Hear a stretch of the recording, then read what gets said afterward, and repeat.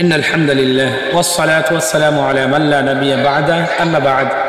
فأعوذ بالله من الشيطان الرجيم بسم الله الرحمن الرحيم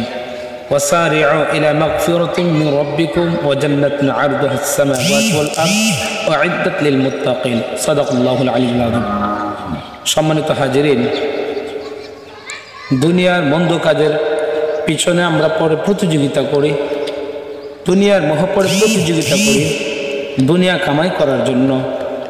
দুনিয়া হাসিল করতে গিয়ে সারাটা জীবন আমার হয়ে যায় নষ্ট